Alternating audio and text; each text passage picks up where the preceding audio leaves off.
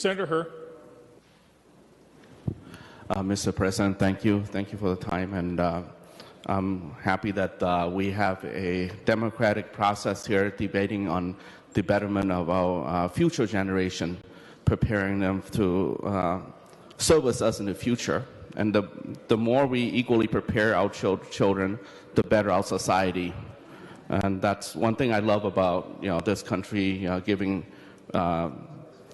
children who may look like me right now a better chance in the future and also become a productive citizen of this country. Now, I do have a question for Senator Pratt, and I wonder if Senator Pratt will yield. Senator Pratt will yield. Senator Herr. Senator Pratt, I know you're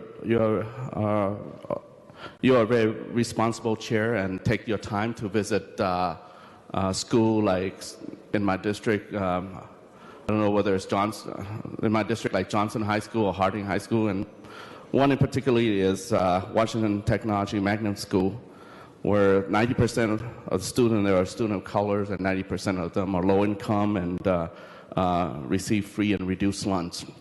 Do you think that this system, this star rating system, is fair for Washington Technology Magnet? Senator Pratt. Thank you, Mr. President. And Senator Herr, I do believe that the system is fair. Now, there can be some arguments on whether or not the calculation is as precise, and no one's claiming it's perfect. But we seem to be talking a lot about low income and students of color as if I'm starting to believe that there's this belief that students of color can't learn, and I disagree with that wholeheartedly.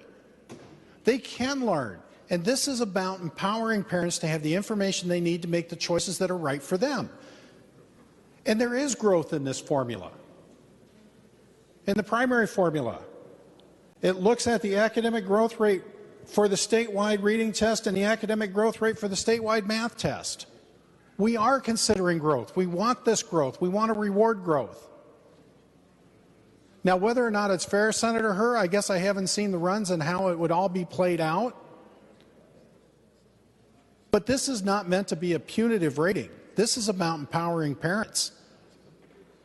And so if you've got a school, let's say you've got a school in the western suburbs or southwestern suburbs that already has a high achievement rating, they would struggle on the growth piece.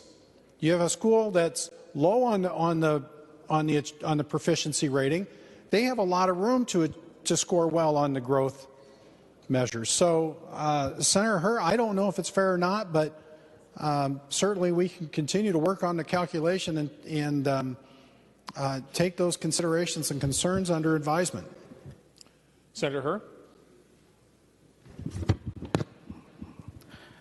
Thank you, Mr. President, and also thank you, Senator Pratt. And it seemed like the answer is still uncertain whether it's fair or not, but I certainly see that it's unfair for school in my district and unfair for many schools in the urban area. I'm pretty sure that also included in Rochester, some school in Rochester too.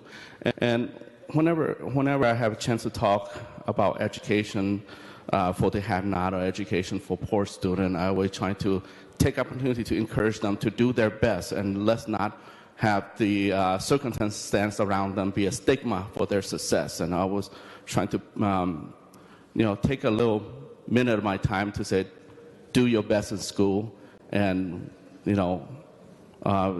may you have great success and come back and empower the community. So, again, I'm standing here, haven't heard the real answer, so I'm going to support Senator Kent amendment, and I ask fellow senator to do the same. Thank you. Senator Marty.